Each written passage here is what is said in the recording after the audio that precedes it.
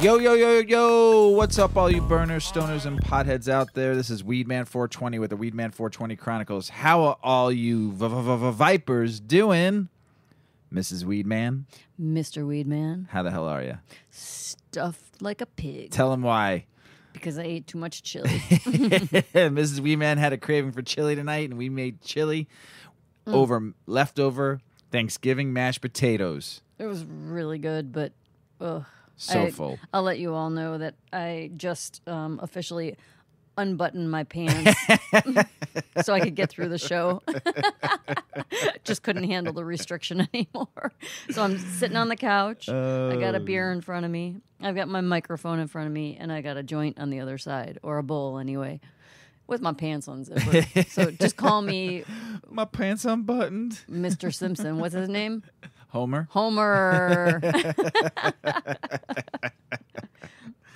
Light that bowl up. All right. Well, I just say hello to everybody. I hope everybody had a great Thanksgiving if you celebrated here. And if you don't, just hopefully you're thankful for being alive and smoking big fat doinks.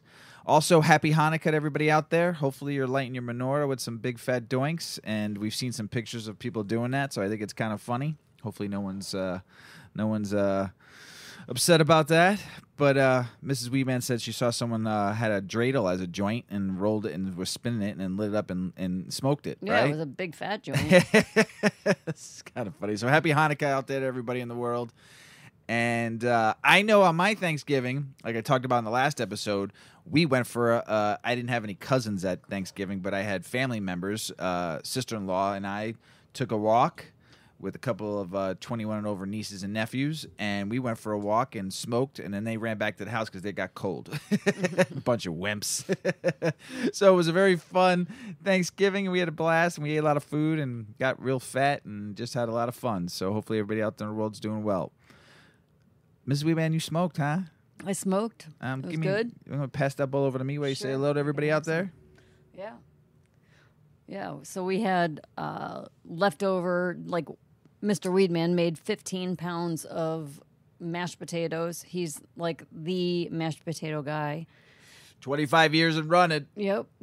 Everybody waits for the mashed potatoes. So we had tons of leftovers because as life moves along and life changes and family dynamics change, we just have less bodies at our get-togethers these days. I'm only doing 10 next year. Some people have moved out of state and, for whatever reason. So he's got to cut back down to like 8 or 10 pounds, I think. Yeah. So we came home with lots of potatoes. But it made a good base for chili. Yeah, and we also made, I also on Saturday made a potato pancakes, and I put, I sliced up some sausage and cooked that, breakfast sausage, and then put a fried egg on top. That was pretty good. That was good. And then you melted like a good cheddar cheese on top. Yes, that was pretty good too. What to do with leftover mashed potatoes, just ask Mr. Weedman. With the chili, though, I was looking for some crunch. I don't know. You couldn't find Fritos at the grocery store. No, they had all the flavors, no plain ones. Jeez, troubles, Troubles. That's really big Frito problems. troubles. But it's been a good week. I can't believe we're already back sitting here doing another episode. Time flies. I know. I love when I get to do the episode though. I can't wait. I can't wait for Mondays. So let's get the show started. Shall we, Mrs. Weedman? We shall. Let's go. Giving Thanks, a history of Native Americans and cannabis. And this was written by Kathleen Herons on Head Magazine.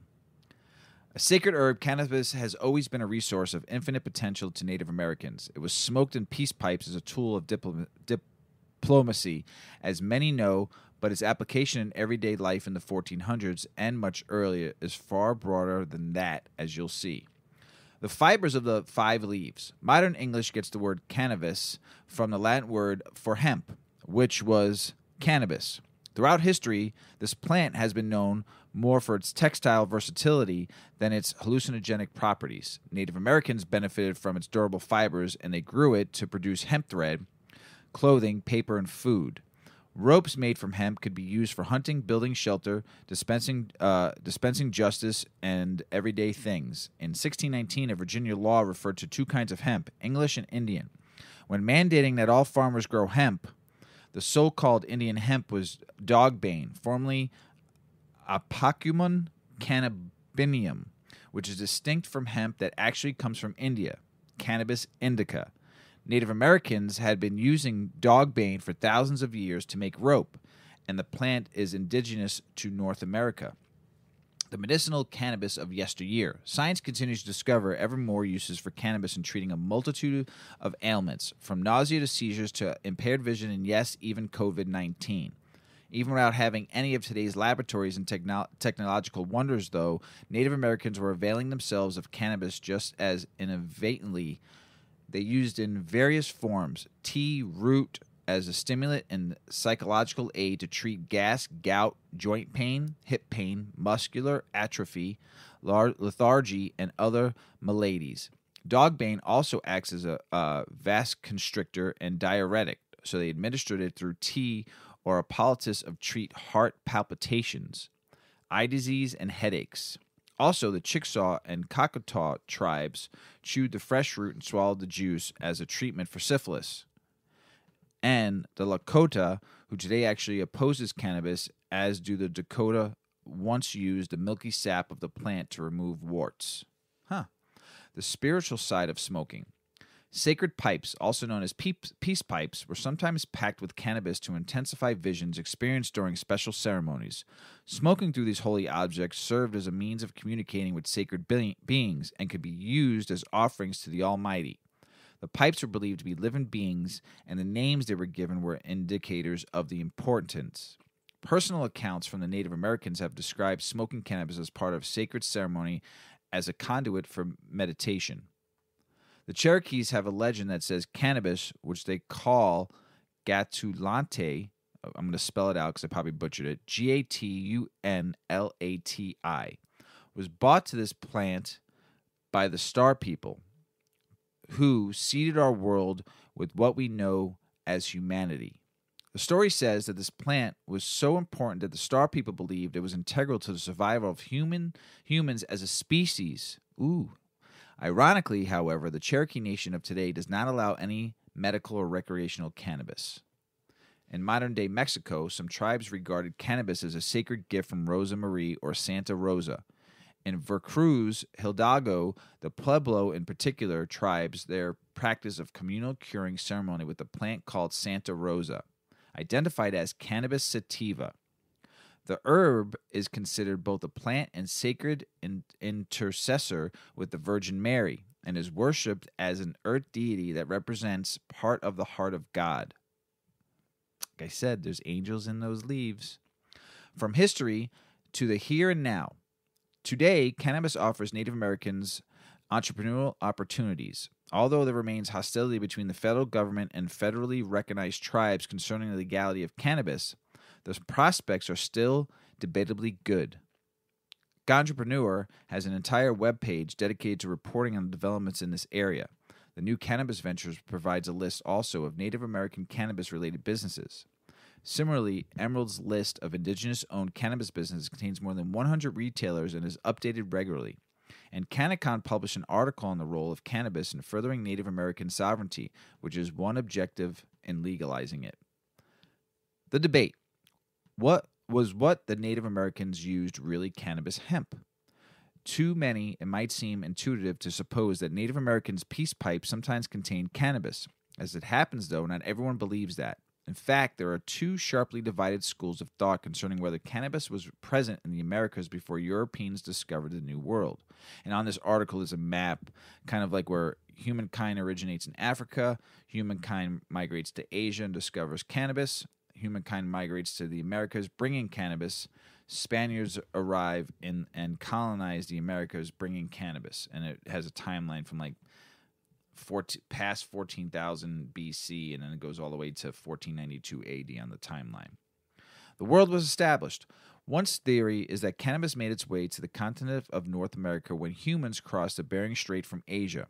The plant's origin, read the full explanation, which I just did, on where it migrated from where it originated in Africa all the way to where the Americas were colonized, and they brought cannabis from the Spaniards. So, the core argument is that since humans were likely using cannabis regularly in Asia, there's no reason why the plant wouldn't accompany them from the point forward. When you move, you take everything with you that you need. You don't leave important things behind. Cannabis was important for fiber, wood, and oil. all indispensable commodities. Multiple academic studies, agricultural findings, journal entries from early European explorers, and other first-hand accounts conclude the indigenous people were using cannabis long before any settlers came to North America. Some of the earliest evidence of hemp in North America is associated with the ancient mound builders of the Great Lakes and Mississippi Valley. Hundreds of clay pipes, some containing cannabis residue and wrapped in hemp cloth, were found in Death Mask Mound of the Hopewell Mound builders, who lived in modern-day Ohio in roughly 400 BC. Ha-ha! The plot thickens. The other side claims that cannabis didn't complete its journey from Asia to North America until its transit was the product of political and economic influences. Cannabis originated in the Tibetan Plateau, and nomadic Asian tribes brought it to the Middle East and Europe. Much later, Middle Eastern merchants brought cannabis to Northeast Africa, specifically Egypt and Ethiopia, and its use spread throughout the continent from there. Much later, when the Portuguese slave traders purchased cannabis-consuming slaves from Angola, Southwest Africa, and brought them to Brazil, the plant was introduced to South America. Then Spanish colonists introduced the plant to Colombia, Chile, and Mexico. The British colonists introduced it to the indigenous people of North America. Prior to that, however, the plant was nowhere to be found in the Americas. Now, that's argument 2, so let me finish reading this part. Not being an expert in Native American studies, anthropology, archaeology, or any other relevant ology, I can't intellectually align myself with either side. This is the writer's opinion and what she's talking about. From what I read in the sources cited in this article, I think the Bering Strait theory is highly plausible, and it was worth entertaining the notion simply to learn something obscure about the history of the culture that has had a profound impact on this country. Well, happy Indigenous People Month, happy Native American History Month, and I believe the argument won, that you've been smoking it since 400 BC. So that's what I believe. So I'll stick with that. That's just my opinion. But really good article. I'm glad she wrote it. So some more history, Mrs. Weedman. I've got some history of women in cannabis. Tell us about it. I will. Throughout documented history, there has been a recognizable pattern of men represented as commanders of our governing bodies in industrial affairs, while women were often portrayed primarily for managing the home and caring for their families. No longer are we accepting this limited and outdated outlook. Women have achieved historic strides toward equality in our society, but of course, there are still challenges that we face. In order to appreciate the progress we have accomplished, let's take some time to discover the history of women in cannabis and acknowledge a handful of inspiring women who persisted in the face of adversity, ultimately helping to develop the cannabis industry that we know today. Anecdotally, women seem to have a long, withstanding relationship with the cannabis plant. For thousands of years, numerous cultures worldwide have been integrating herbal remedies, including cannabis, into their medicinal practices as a natural source to promote healing. According to some historians, women have been using it as a botanical agent, with the most notable uses pertaining to reproductive health conditions. The earliest evidence of women's use of cannabis dates back to ancient Mesopotamia and theorizes women created herbal beverages consisting of saffron, mint, and hemp seeds to improve menses and difficult labor. There has also been evidence to suggest that women from ancient Egypt, Persia, and ancient China ingested and applied cannabis topically as a therapeutic remedy for migraines and uterine discomfort. Historians speculate cannabis was implemented into ancient Arabic traditions as an aphrodisiac to alleviate pain. In the 11th century, women in European culture were first noted to use the cannabis plant for soothing symptoms of their cycle. Not to mention, sources chronicle that in the 19th century, Queen Victoria used cannabis prescribed by her physician to ease her menstrual cramps. Until a cultural perspective shift in the early 1900s, cannabis was widely used medicinally and industrially, even within the United States. Following this paradigm shift, the plant was feared, stigmatized, and forsaken. Unfortunately, the claims about the cannabis plant were unfounded. There was no evidence either way to support or refute the effects of the cannabis plant. The popularity of the plant came back into light in the late 1960s, regaining the interest of the scientific community, and in the 1970s, after more studies were conducted speculating possible benefits. In 1988, Alan Howlett, a biochemical neuropharmacologist, revolutionized medical science and our understanding of cannabis today. She made a breakthrough in cannabis research and pioneered the discovery of the CB1 receptor, one of the types of cannabinoid receptors in our endocannabinoid system. Her research contributed to a greater understanding that our brains respond to compounds found in the cannabis plant via neural pathways. Less than a decade after the discovery of the CB1 receptor, the medical marijuana industry reemerged in the state of California. In 1996, Proposition 215, or the Compassionate Use Act of 1996, was passed. This law allowed doctors to approve patients with serious health conditions to use medical marijuana in California. One of the well-known cannabis advocates to rally in this movement was Mary Jane Rathburn, who we've talked about many times. She was a trailblazer and instrumental figure in the movement, and she relentlessly campaigned and gathered support for the initiative to legalize the medical use of marijuana despite substantial opposition. In the 21st century, women continued to break down barriers in the cannabis field. It's imperative to continue this progress by providing up-to-date, scientifically driven information, advocating for change, and empowering people of all cultures to explore cannabis if so desired. Wanda James, a former Navy lieutenant and well-respected cannabis leader, is a great example of a woman who is pushing the boundaries of the industry. Not only did she serve on Barack Obama's National Finance Committee, but she was also an integral contributor to Amendment 64, which ended the cannabis prohibition in Colorado. In 2015, Wanda opened her dispensary, Simply Pure, and became the first African American to own a legal dispensary in the United States. Since then, Wanda has served as the founder and president of the Global Cannabis Initiative, seeking to promote cannabis reform and act as an advocate for supporting the medicinal use of cannabis for veterans with PTSD. Other influential cannabis activists are using social media to advocate and share knowledge regarding health, wellness, and social justice issues. Dr. Knox is a physician shifting the standard of healthcare industry to focus on the endocannabinoid system, using her platform to promote a holistic approach to patient care and dismantle unsubstantiated information about cannabis. Mary Pryor is another prominent woman on our radar who has been a leader in shedding light on the necessity of diversity within the cannabis community and the need for inclusivity for all cultures. She created Cannaclusive, a lifestyle brand, to equitably represent minority community cannabis users and fight stigmas surrounding cannabis. We have Dr. Lakeisha Jenkins. She's a physician who uses a naturopathic approach to medicine by empowering her patients with education and offering guidance in alternative healing therapies. Through her own personal experience, she was impassioned to understand and share her knowledge of whole plant medicine to support the maintenance of the human body.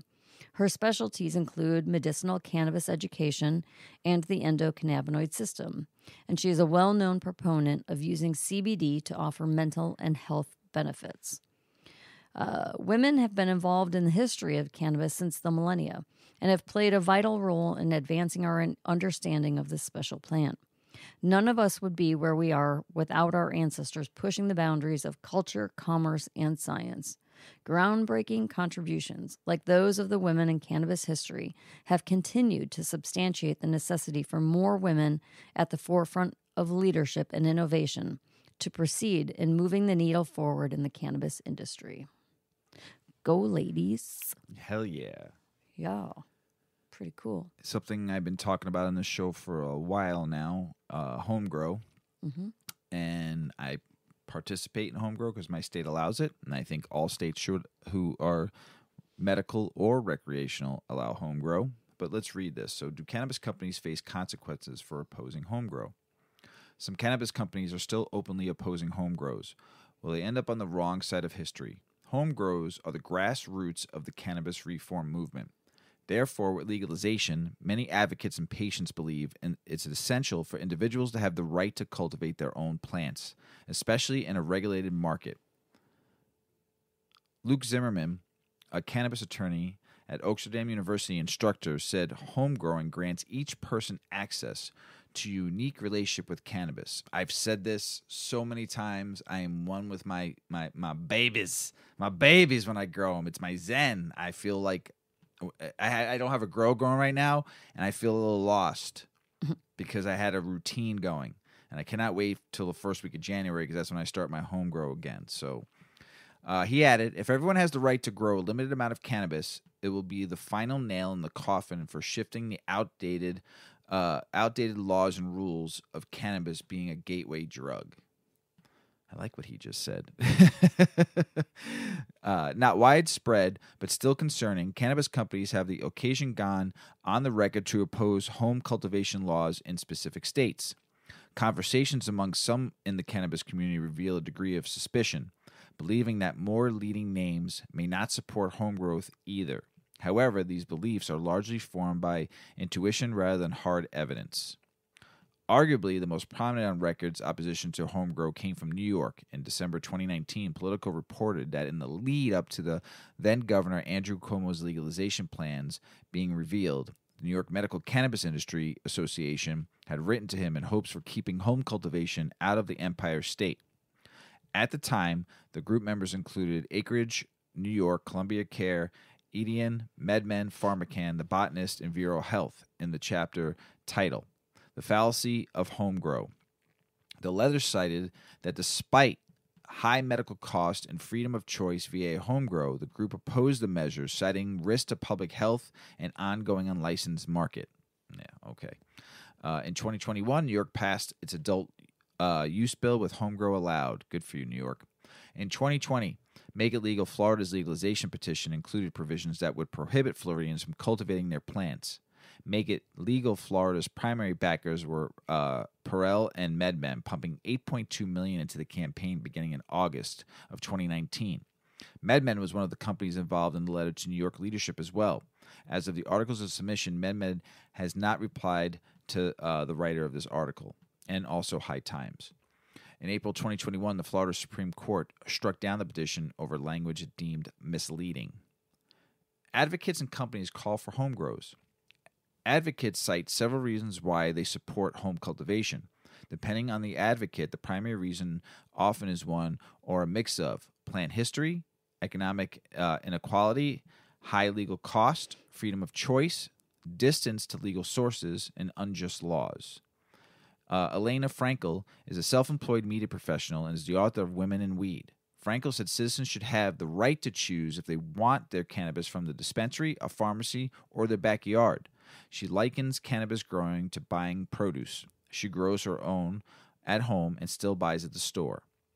Home cultivation is just a form of cannabis activism, rebellion of prohibition and justice, said Frankel, calling it political gardening. Cheryl Marie Powell is a Florida-based attorney specializing in cannabis, agriculture, and dietary supplements. Murray, who sits on the various cannabis boards in the U.S. and Jamaica, said home cultivation should be legal for several critical reasons. She cited the indigenous history of the plant and the fact that it has been used across the world long before regulations took effect.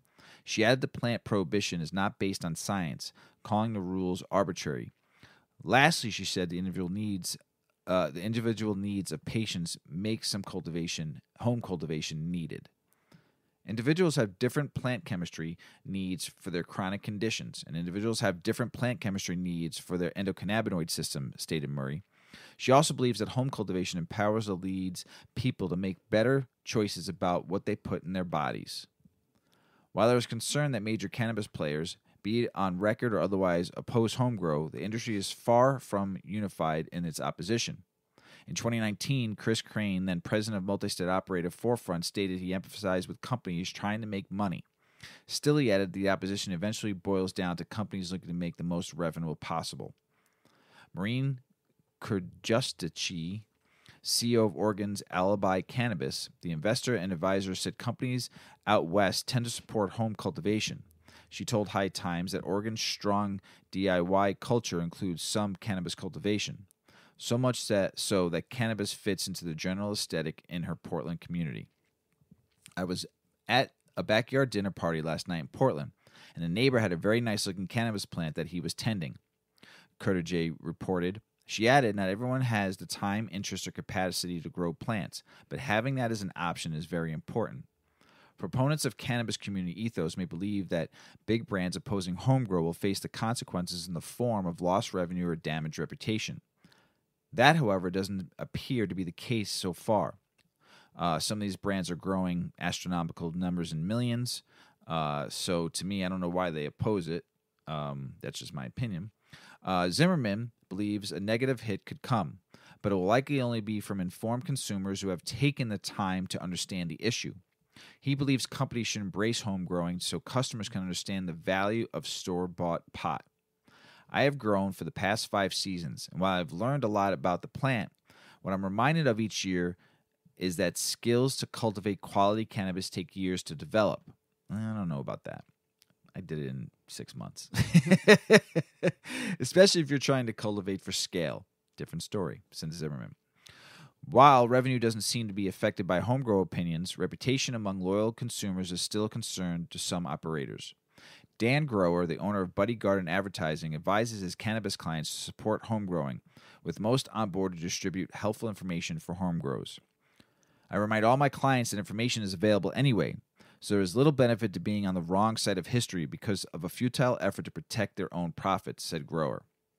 In conversation for other articles, analysts and operators have told this reporter that they feel the market dominance by major companies, cannabis companies, would wane with federal legalization. When the period arrives, there is some belief that major brands could fall to more popular brands and regional leaders. While purely conjecture that they may be the only way brands face the financial consequences for opposing home grow or other foundational cannabis advocates' ethos. Because for now, they're opposing it as proving to have little to no impact on the brand or bottom line. Of course not. Of course not. I've been reading profits and I've been reading what states have been doing for a while now that lets you know that how much states are bringing in tax dollars, what they're bringing in, what total revenue has been, what total sales have been. Okay. My goal on this show, and you've heard me say this before, but the biggest goal for me, besides stopping the stigma and education, is freeing this plant. And I'm not talking about like free to buy. I'm talking about freedom to do what you want with this plant, just like you can grow any garden in your backyard. If you want to grow it, you should be allowed to grow it. Now, sales, on the other hand, I feel that you could teach somebody how to become a caregiver and sell it. I liked what DC was doing and being able to let home growers or just to sell it at farmers markets. I believe in this, and I'm going to fight even when it's totally legal and governments own it and they control it. My goal is to keep on fighting to free this plant. And until it's free and truly free, because it's not free, okay, right now. Taxes are outrageous for recreational. Prices in some states are astronomical. Companies buying and selling each other off is for millions and billions of dollars is absolutely ridiculous. So for profit for weed, and you can go and say, hey, it's been illegal for so many years and drug dealers have been making money off of it for so long. Fine. But that was the only way you were getting your weed. So they were taking the risk. Now there's no risk in a lot of states. Okay? Yes, federally there still is, but in the states, if you're medical or recreational, there's really not that many risk. Okay? And they're profiting on it. And I want to profit off of it, but it's too much fucking expensive to get a license. So why can't I become a caregiver in my state and be able to sell to some patients, just like Michigan? I am going to fight for the cannabis community till the day I die until I see this plant free. Great article. I think companies, if they are against home grow, are going to hurt in the end because of podcasters and bloggers and writers and journalists who believe in the plant, and the activists that have came before us and the activists that are here today and moving forward will fight for this plant. And if we keep on letting the government control us when it comes to this, we're fucked. So keep on fighting for it. Do not let your state control the plant. Okay? And I'll get off my soapbox, Mrs. Weedman. Yeah, I'm just drinking a beer over here. For you to take over. Tell us some benefits on weed, will you? Let's talk about some good positive stuff. The surprising benefits of consuming weed. Well, cannabis has been demonized, as Mr. Weedman is saying, for quite some time, but recent studies show it has far more potential. The medicinal benefits of weed are unraveling by the day.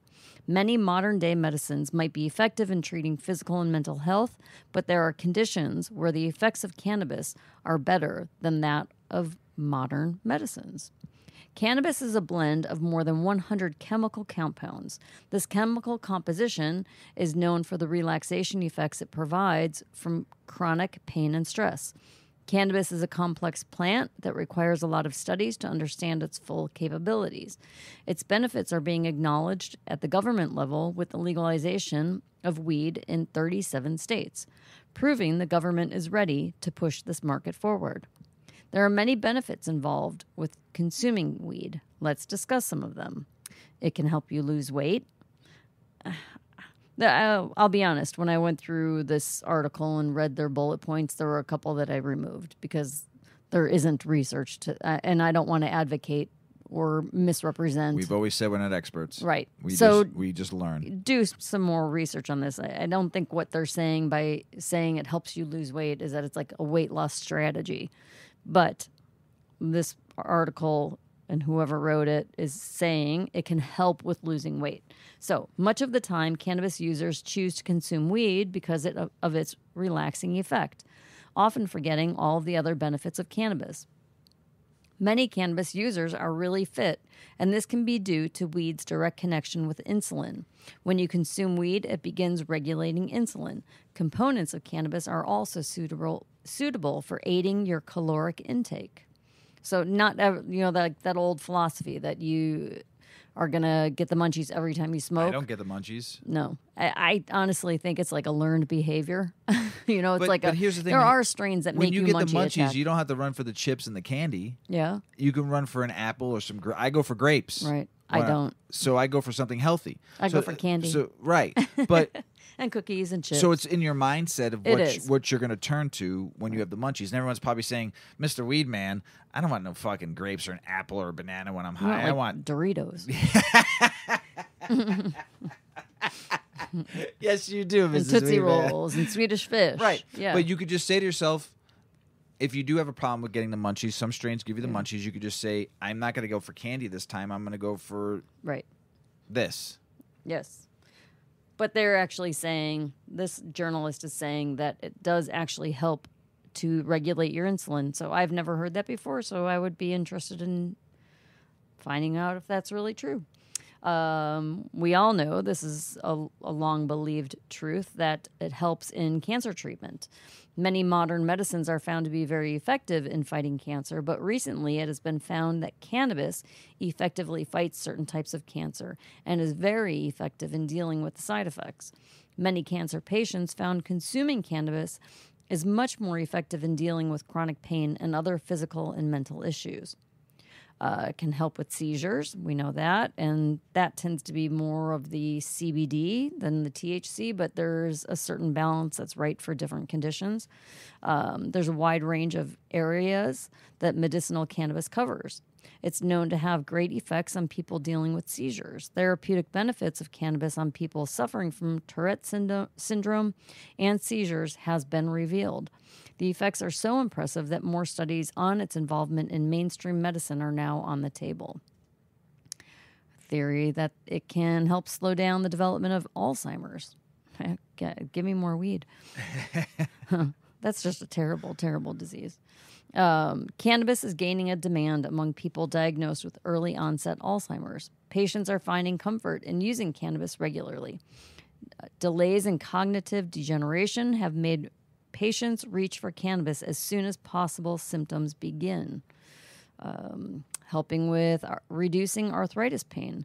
There's a lot of joint pain involved with arthritis. People can suffer multiple joint pains at the same time. To help deal with the pain, cannabis is an option. Weed is found to be very effective with chronic joint pain. People using it can often go back to their daily work schedule without the pain and without depending Oh, and they are, I'm sorry. And they can go back to work by using the cannabis and depending on it for their pain management. It increases the effectiveness of treatment of hepatitis C. HCV, or hepatitis C, is known for impairing the liver. Cannabis is found to be very effective in helping with treatment. There are a number of medicines one takes while undergoing treatment for hepatitis C. The medicinal side effects are nausea, dizziness, and fatigue. Consuming cannabis along with these medicines helps reduce the negative side effects. It helps with bone mending. I didn't know that. Few people know that cannabis is effective in healing fractured bones. News to me. It strengthens bone density, aiding in faster healing. It also helps with the pain that comes with a broken bone. It can reduce anxiety. Anxiety and panic attacks have become very common if not kept under check. Panic and anxiety attacks can lead to depression. For helping people dealing with anxiety, cannabis is one of the best prescribed medicines. People can feel a better connection with society after intake, along with feeling more focused and productive. And I'll chime in on that one because there are strains of cannabis that would not be useful for someone with anxiety, because we all know that too much of the wrong weed makes you paranoid. So you have to do your homework on that specifically for anxiety, so you make sure you're taking the right type of strain. It can reduce the pain of MS, multiple sclerosis. A patient who is suffering from multiple sclerosis has to deal with unbearable cramps and muscle contractions. It can be excruciating.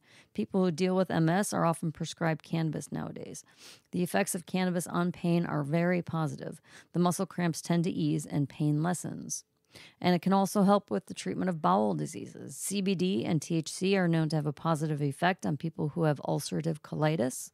Cannabis is known for stopping the growth of unwanted bacteria and blocking them. As it blocks off the bacteria, the effects of inflammation will also reduce. Once the inflammation reduces, the bowel disease can be easily treated. So you can see there are many health benefits involved with the consumption of cannabis. Most people have ignored this due to misconceptions created by the war on drugs. But with increasing information, people are starting to take an interest in cannabis. Hell yeah. Yeah. So pretty cool. Yep. St. Louis lawmakers unanimously approved bill to decriminalize cannabis possession. It was a full 23-0 vote, and that was great. And you're going to be able, if you're 21 or over, be able to hold up to 2.5 ounces and not get in any kind of trouble. So good for that. There was more on that too, but that was the big one. I read an article on the last episode about Michigan testing lab, Verderis Laboratories, that pulled 65,000 pounds, $230 million worth of cannabis, and now they're suing. They're saying that it's unjustified by the MMRA, and the lawyers from Verderis said that they acted too rashly. So there's a lot of shit going on right now. Man, Michigan. Caregivers, take it away. South Dakota Supreme Court rejects voter-approved recreational cannabis market. Remember that South Dakota was the first state to vote med and rec on a voter bill, and it passed, and then they let med happen, but no recreational, and now the governors got involved, and now this high court said they struck it down. So it's bullshit. So that means that our votes, that what we voted for, means nothing. So disrespectful. Terrible. Come on, South Dakota, get your shit together. California has collected over $3 billion, billion in taxes from cannabis since 2018. $3 billion. Crazy. What do you drink out of when you're like drinking a cocktail? A straw. Yeah. But you know that some states have banned straws. Yes. Although that was like a really big deal, and then COVID hit. So I don't know if states, like we were just in Florida. There was no straws. There were no down straws. There. No, and if there was those soft paper the straws. Ones, no, the biodegradable. Yeah, kind. the biodegradable kind. Yeah. Well, anyway, this article is about straws lined with THC that could transform the edible industry. This is an exclusive news. I want straws I know. laced with It THC. sounds kind of cool. Innovative THC delivery systems are plentiful in a market saturated with transdermal patches, dissolvable strips, and more.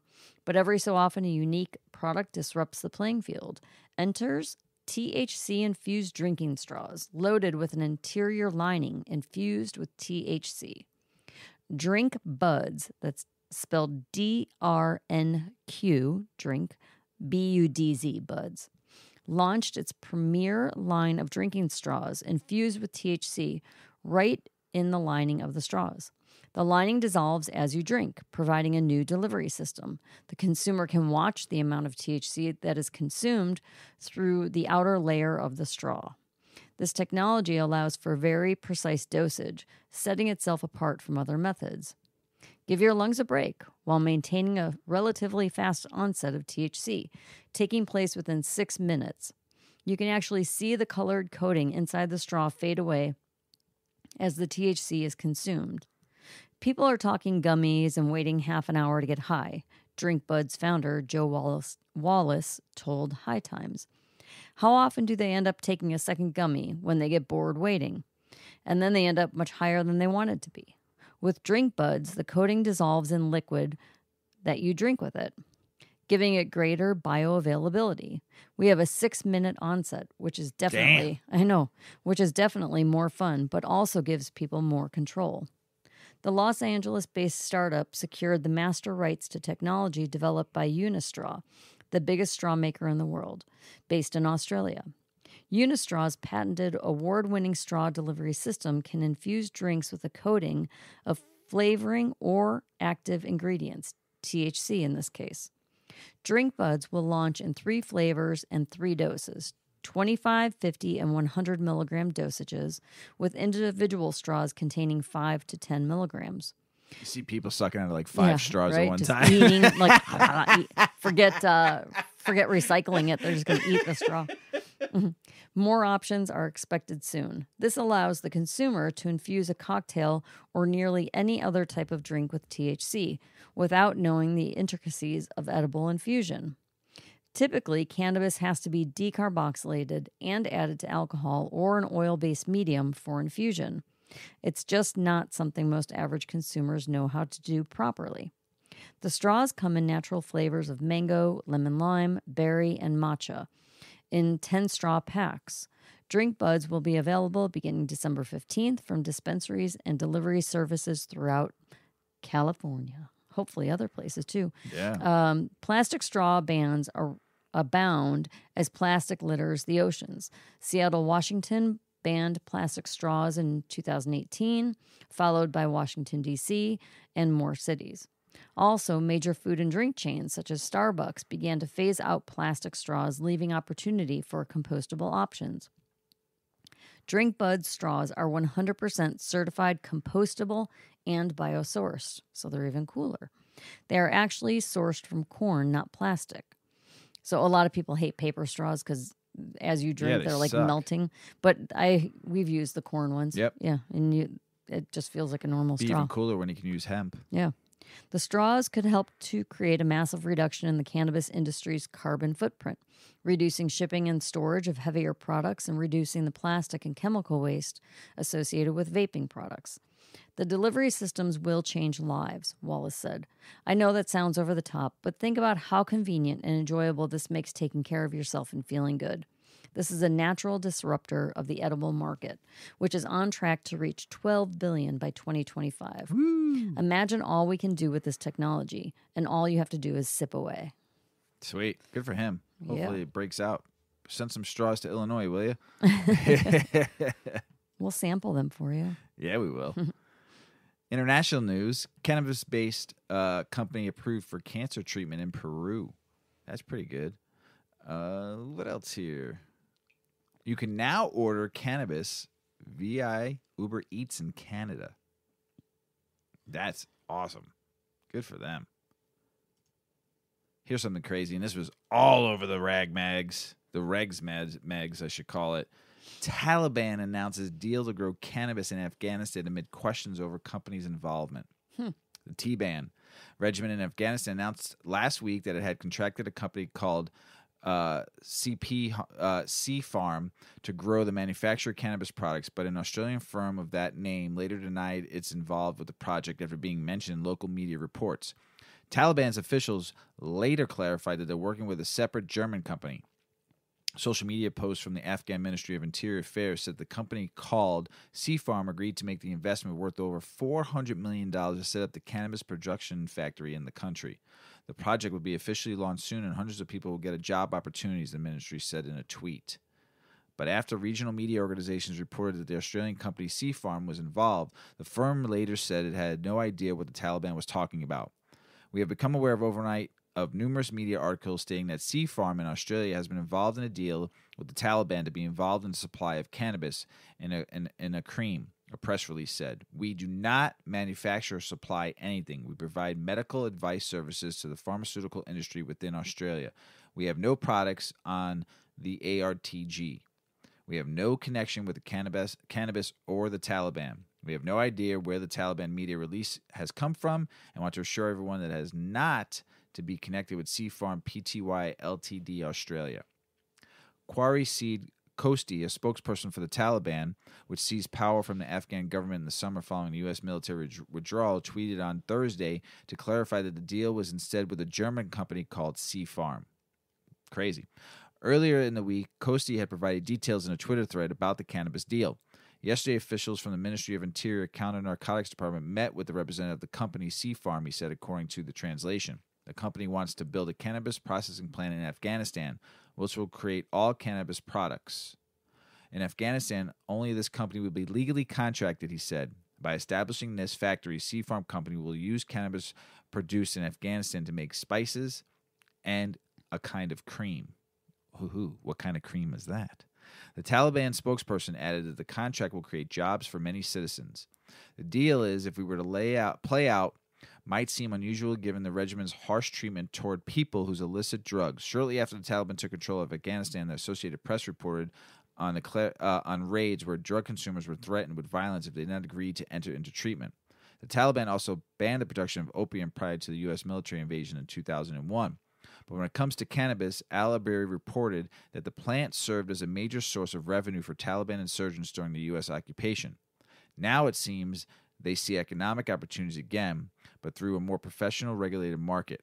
Something crazy about that, because isn't Afghanistan one of the largest poppy growers for opium? Oh, I don't know. They are. The Taliban was known for that, I believe, from what I've read in past articles. I don't know if I'm 100% accurate or not on that, but from what I read in articles, that the Taliban was one of the leading producers of opium and poppy plants.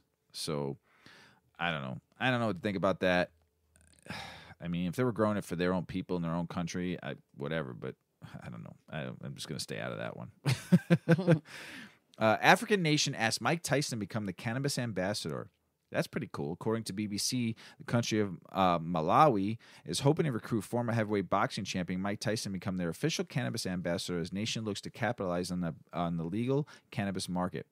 The agriculture minister, Lobin Lowe, has sent a letter to Tyson formally offering him the role. The ministry claims the United States Cannabis Association is attempting to facilitate a deal between Malawi and Iron Mike. Tyson is well known for his use of cannabis and has his Tyson Ranch, which is 420 acres. And the BBC claims Tyson has accepted the offer, and to visit the southeastern African country is being planned. Good for you, Iron Mike. And man, I'm glad you're such a cannabis advocate. So, hey, how do you feel about our relationship with weed? Pretty good. Why? Tell us about it. Yeah. Yeah. Not our relationship, but a relationship problems in smoking weed. Tell us about it, Mrs. Weedman. That's not the article I've got. Yeah, it is. Are you trying to lead me into an article? No. What article do you have? I got dogs are eating poop with cannabis in it. Okay, then talk about dogs eating poop. Well, let's tell a story first about that one. Okay. My brother was in town one time, Bigfoot as we call him, and he was in town, and we went out one night, and you were with us, and he got very, very, very drunk and very, very stoned. He woke up the next morning, he went out to our backyard, and he puked all over, like, in this one area. And then our dog, Maxie, Went out there and ate the puke. Remember disgusting, that? Yes. And how stoned she was, because I think my brother puked up a bunch of edibles that Poppy didn't digest that in his He stomach. didn't want to wake anybody up. He was being polite. But there's an article that we Right. read about dogs are being exposed to cannabis through poop. Yeah, well, here's another thing. Our kids live in another state, and they live somewhere where there's a large population of homeless people. And I think they're like the city allows or doesn't fine you for public going to the bathroom, defecation. And so they can be walking their dog and happen upon human feces. And their dog has eaten human feces a couple times. And I have said, you might want to flush the dog's stomach out because God only knows what the person consumed, right? Well, here we have, crazy enough, an article about that dogs are being exposed to cannabis in this article through human poop, and pet owners should beware. A word of caution to dog owners. Apparently, some canines are getting intoxicated off cannabis by eating the feces of people who have consumed cannabis, according to a new study. Dogs are natural scavengers, and so the instinct to eat poop, while gross, is just a fact of life. But a team of Australian researchers found that in some cases, that instinct can become dangerous, warranting the attention of puppy parents. Ooh, pardon me. The study published in the Australian Veterinary Journal looked at 15 cases of confirmed THC toxicosis in dogs who were suspected of or observed to have ingested human feces in Melbourne. The dogs presented symptoms of incoordination, dilated pupils, urinary incontinence, and stupor. Urine tests from 8 of the dogs showed THC metabolites in their system. However, study author Clara Longer told Marijuana Movement that this shouldn't necessarily be taken to mean that any level of THC is toxic in dogs. The animals in my study had ingested an unknown quantity of feces that contained an unknown concentration of THC, and so one would assume this concentration would be at a level that clearly caused toxicity, she wrote in her email. However, this does not mean that all THC ingestions can lead to toxicity. In fact, there are other studies where animals were administered a controlled dosage of THC, and not a single one of them displayed any adverse effects that we might see with toxicity, she said. There are many anecdotal reports of the huge benefits that THC administration has on animals, albeit reports are from owners' perception rather than peer-reviewed research.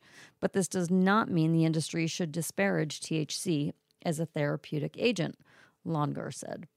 Most of the dogs in her study apparently ate the poop at a local park, at a beach, campsites, and walking trails. All dogs survived to be discharged. Ingestion of human feces containing THC may lead to cannabis toxosis in dogs, the study states. Veterinary staff and owners should be attentive in regard to using appropriate hygiene measures when managing these dogs. The authors said that there are a number of reasons that a dog might eat poop, but they floated one possibility.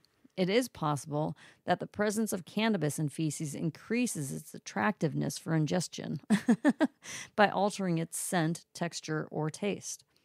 Also, while the study is limited to data on about 24 dogs in one city of Australia, the author also said that the habit might be more common than owners report. The idea of dogs getting high off of THC-containing human waste might seem like a stretch on its own, but the study also explains that canines have more cannabinoid receptors than humans, making dogs more sensitive to the effects of THC. In conclusion, this case series suggests that ingestion of human feces may lead to signs of cannabis toxicosis, the researcher said. Longer said that there needs to be an industry-wide understanding of the fact that there are so many different strains of cannabis, and each of these strains has different cannabinoid profiles that have possible potential for beneficial therapeutic effects. These strains could be researched with a focus on the ones that are suitable for animals and at what dose, rather than blanketing all strains as being toxic, she said. I hope the public can be patient and also get behind us researching the dosing more. While there are clear concerns about dogs ingesting excess levels of THC, studies have found promising results when it comes to the therapeutic potential of other cannabinoids like CBD for pets. For example, dogs with epilepsy experience considerably fewer seizures when treated with CBD oil. The prior year, so back in 2018, a separate study determined that CBD can alleviate the symptoms of osteoarthritis in dogs. The FDA has repeatedly warned pet owners, about using CBD to treat firework-related anxiety in pets around the 4th of July holidays. You should be aware that the FDA has not evaluated these products and cannot say whether they are safe or effective, said the agency just this year. So it's... All right, can I say something? Yeah. When you walk your dog, when we walked our dogs, we carried poop bags, right? Mm-hmm. Mm-hmm. There should be poop bags made for humans. Ew. If you're defecating on the street, and Right. I'm not here to criticize that. That's Right. not me. If you defecate in the grass somewhere because you whatever, Right. pick it up. Right. We should give human feces Like there bags. could just be like biodegradable bags. I mean, most parks do have them. Yeah, but not for humans. Well, I mean, a human could just grab one. Right, but they should. They should. Because of the dogs. Yeah. Because now we're finding out the dogs are eating feces and they're getting sick. Right. So plus what else is it? It could not only just be cannabis too. It could be other All types sorts of of drugs that are in there too. Mm-hmm. So Or what happens? disease. Well, what happens? We've learned that some vitamins don't digest in your system. You just poop them out. What happens if someone took an oxy or a painkiller Right. or a Valium that they were prescribed and they pooped it out and it was on the street and the now dog, your ate it? Right. Pick up your poop. Just like we have to curb our dogs, curb our humans. Yeah. Right. Seriously. Shaquille O'Neal, former basketball player, had about $150,000 ran off on a cannabis investment that he did. Now he's suing the company.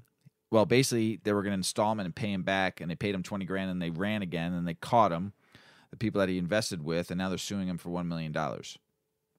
So we'll see what happens. Good luck, Shaq, with that. So now it's your new article? No? Don't we have another article to talk about with you? I don't. No? Tell me what we're. 6 reasons. Well, then I'll talk and we can just discuss We'll it. just discuss it. 6 reasons smoking weed will solve all your relationship problems.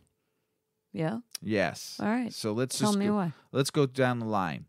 It makes couples fight less. Yeah, but we don't really fight anyway. No, Okay. but I think it doesn't make us fight at all. Right. We get in some good conversation. Mm-hmm. Yeah, I think it's great. It decreases instances of jealousy. Okay. I don't get jealous, and neither do you. We've been married for so long. Your sex is hotter. Like temperature hot. Whew, Well, that I'm too. hot. Or like, ooh, you're hot. Both. Both. What do All you right. think? Agree? Probably hot. Hot? Like I'm sexy hot? Yes, There you you are. go. Thank you. It gives you the munchies, and couples eat together, stay together. No, because I snack attack, and you're like, I'll have one piece. Yeah, but I still have I some. ate, like, You a bring whole some grapes bag. down for me, or some Yeah. cuties or something. So I do. We still sit together. Yeah, we still sit together and have some munchies together. I munchy on Saturdays. That's when my cheat day is on All right, Saturdays, and I'll people, munchy with you. He's not normal. He has a lot of self-control. The best conversations happen when you're high. Yes, 100%. 100%. I agree with that one 100%. Right? When you're having a high conversation with a high person. Right, but our Yeah. conversation Yes, when we're it's all good. high, right? So Mhm. they're saying that some of the best conversations you have is when you're high with your partner. I think I agree with that 100%. I think so, too. Yeah, I think some of the greatest stories we've told to one another and some of the hardest laughs we've ever had were from being smoking out. We were just laughing. We smoked the strain that Bubba Fett that Oh our my friend gosh. gave us. We were cracking And up. you were laughing so hard. We were trying to make the bed, and you God. were in literally tears, laughing, hysterical at one point. It was so it was funny. a struggle. It was really it was a struggle. Putting a Imagine fitted making sheet, your putting bed a high as fitted hell. sheet on. It was also at like 2:00 in the morning. We had been at friends. Playing dominoes. We had some beers and we Yeah. smoked some weed and we were playing dominoes and came home. It was like, oh shit. the linens are all in the dryer. We got to make the bed. Ugh. And so we're trying to struggle with getting a fitted sheet on We were laughing hysterical in those circumstances. Oh, you were making fun of me It was so a challenge. bad. Oh, it was so funny though. But you were laughing. He never as- tucks the sheets the right way. It drives me freaking nuts. There's always wrinkles all over. Like, tighten the sheet up. And you were laughing so hard. It was so good. Like, what are Oh, you doing? shit. Last one. Yep. If you could smoke together, you can trust each other. All right. The ultimate act of trust, letting go of yourself. Weed can have all kinds of different and fascinating effects on the human brain, and letting someone experience those changes with you shows you truly believe in their ability to handle you. When you get stoned with your partner, you're putting yourselves into each other's hands and truly trusting that each of you will take care of one another. It's a safe space. Oh. You're my safe space. Sorry, everybody, on that. I thought I sent you that article. I apologize. Well, we got to talk about it anyway, so That was cool. good. Yeah. Deftones launched their own cannabis collection with the Passenger Box, and it's going to be decorated, I think, in their from White Pony, and I love Deftones. I think they're great. So they have some really good songs. I've not seen them in concert though, unfortunately. So, but they're super excited about launching this brand, the Passenger Box. So good for them, Deftones. Another celebrity launching a cannabis. I have a friend out in California that works for a cannabis edible company, and he sent me some funny videos and that the company's doing. And I do like their edibles. I do enjoy their edibles. They're here in Illinois also. So Kiva Confections presents High History for Stoners. Toasted Comics riff on Ben Frank. Who out there remembers Drunken History? Oh my gosh. So this is So kind funny. of like that, where YouTube stars Chris Clemens offers a stoner take on one of the founding fathers in the premiere episode of High History, a snackable IGTV content series from cannabis brand Kiva Confections. Clements gets toasted on Kiva's 20 milligram terabytes and lets fly. It's also, my friend is his name is Michael Guffey, and he is the host of the show. Like he's the introduction. He introduces everybody on this basically just spoof on Drunken History called High History, and some of the people they got on there are what are their names? They're short. They're Yeah, hold on a short and second sweet here. little Well, Michael Guffey funny is the guy who introduces everybody, and he's wearing like shorts and he's smoking an old school pipe, a tobacco pipe. It's kind of funny. He's just like, oh my god, it's so good. So, Mike Guffey, you're the man. I appreciate you sending me these videos. I laugh my ass off. Also with comedian Rachel Wolfson and influence Ira Madison III appear on upcoming installments. And you can watch this. He sent me this on episodes will drop on @MadeByKiva IGTV channel through the year's end. So it's with Clemens, Wolfson, and Madison, and my friend Michael Guffey. Guffey, you're the man, brother. Congrats on that. It's awesome. Thanks for sending us that. We laughed our ass off on the one on some of the clips that you sent us. So good luck on that, brother. So, Mrs. Wee Man, Mr. Weedman. you got anything else to say? Nothing. Nothing? Well, I think it was a great show. Hey, everybody. We love you out there. Happy Hanukkah to all you out there. Celebrating with big fat doinks and dreidels made of joints. Amazing. So we love you all out there. Peace be with you all. Have a great week, everybody. We love you around the world. Don't forget to check us out on WeMan420 Chronicles on Instagram, WeMan420 Pod on Twitter. Say hello to Dov Boy on there. Send us an email, WeMan420Chronicles@gmail.com. Thanks for all the TikTok videos, WeMan420 Chronicles on TikTok. Love you all out there. And once again, peace be with you all. As Paulie always says, smoke smart. Puff, puff, and away. Puff, puff, pass.